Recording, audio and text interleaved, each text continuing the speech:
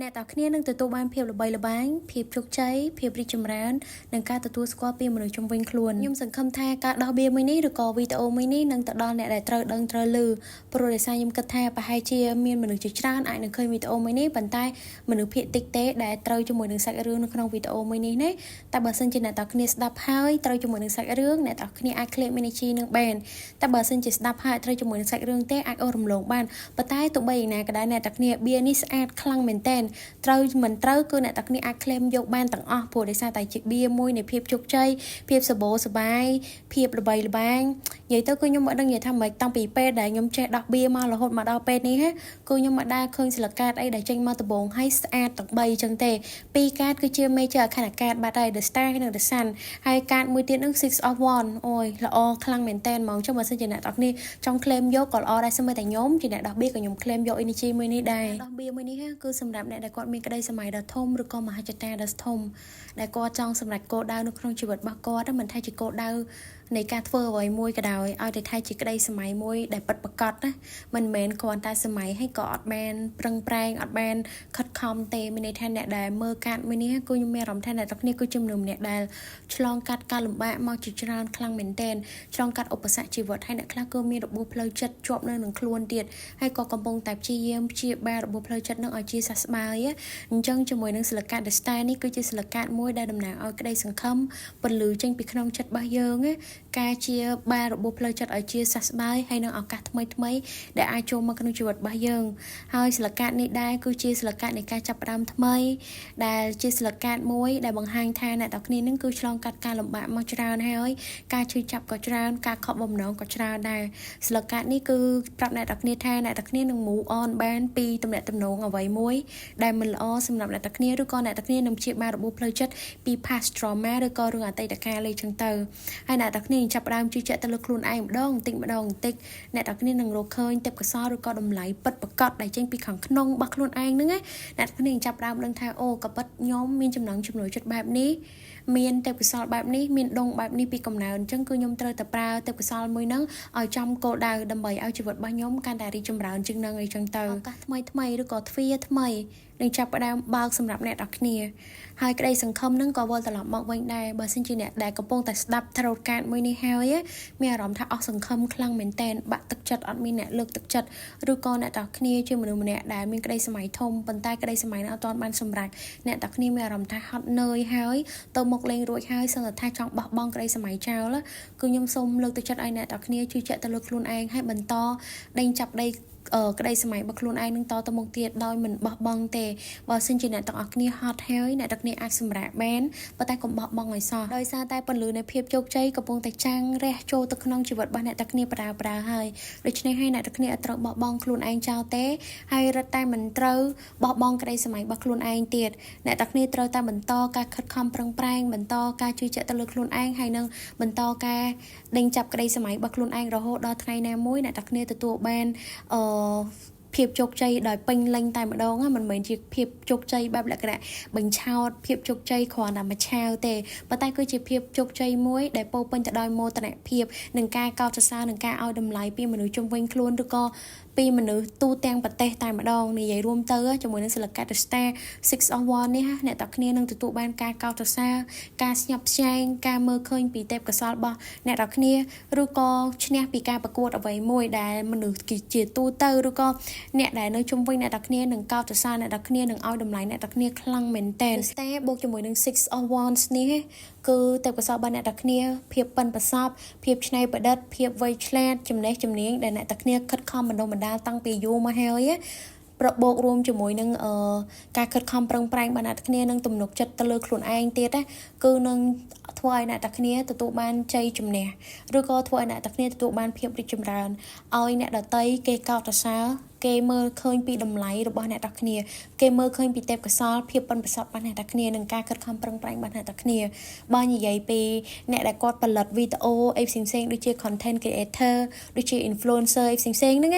ងគឺវីដេអូរបស់គាត់នឹងត្រូវបានគេចូលចិត្តនឹងត្រូវបានគេ support នឹងមាន fan មានអ្នកគាំទ្រជាច្រើនចាប់ផ្ដើមមើលឃើញពីអត្ថន័យនៃការផលិតវីដេអូមួយហ្នឹងក៏ពិតគឺគាត់ធ្វើ បង្កប់លក្ខណៈបែបនេះបែបនោះអីចឹងទៅជាពិសេសបើសិនជាអ្នកទាំងអស់គ្នាគឺជាអ្នកដែលផលិតវីដេអូបែបលក្ខណៈអប់រំ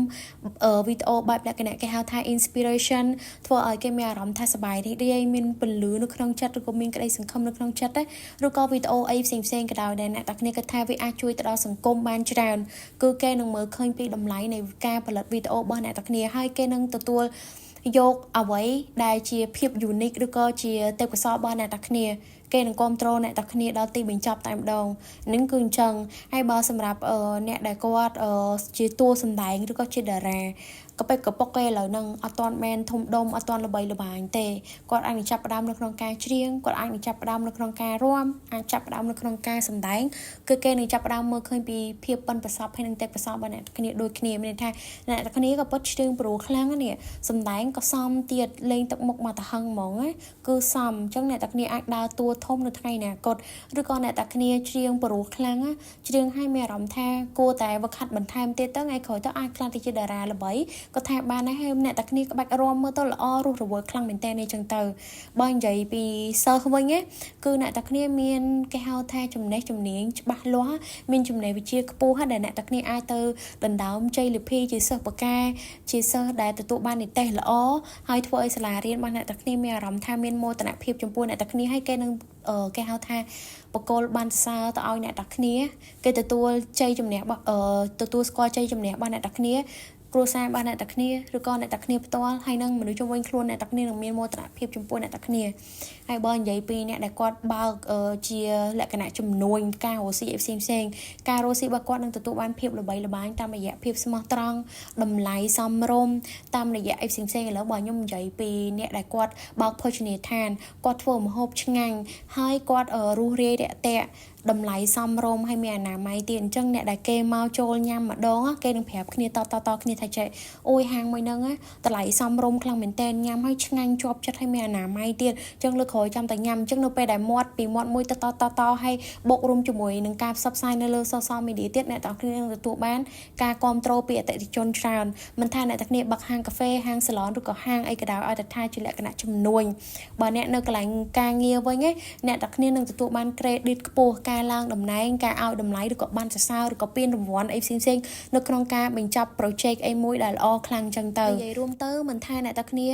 ធ្វើអីក៏ដោយឲ្យតែអ្នកទាំងគ្នាប្រើទេពកោសល្យរបស់ខ្លួនឯងជឿជាក់ទៅលើខ្លួនឯងខិតខំប្រឹងប្រែងអត់បោះបង់ចោលក្តីសម័យអ្នកទាំងគ្នានឹងទទួលបានភាពជោគជ័យទទួលបានភាពរីកចម្រើនទទួលបានជ័យជំនះជ័យលាភីឬក៏ភាពល្បីល្បាញនៅថ្ងៃអនាគតគេឈ្មោះអ្នកទាំងគ្នានឹងត្រូវបានគេទទួលស្គាល់ថាជាមនុស្សល្អជាមនុស្សដែលមានទេពកោសល្យខ្ពស់ជាមនុស្សដែលមានភាពច្នៃប្រឌិតខ្លាំងមែនទែនឬក៏មានបុគ្គលិកលក្ខណៈ unique ខុសពីមនុស្សដទៃទៀត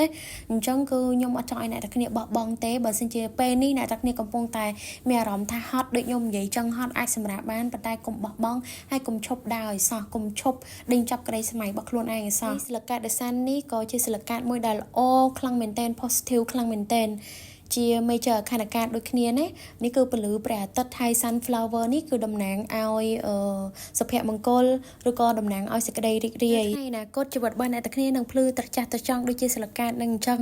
ហើយអ្នកទាំងគ្នានឹងរស់នៅជាមួយនឹងជីវិតបែបលក្ខណៈសម្បូរសប្បាយជីវិតដែលពោរពេញទៅដោយសេចក្តីរីករាយសេចក្តីសុខផ្លូវចិត្តសុភមង្គលក៏ដូចជាភាពរីកចម្រើនអីផ្សេងហើយបើនិយាយពី relationship វិញក៏ល្អដែរជាមួយនឹងសិលកាតដេសាននេះនិយាយរួមទៅមិនថាក្តីសម័យ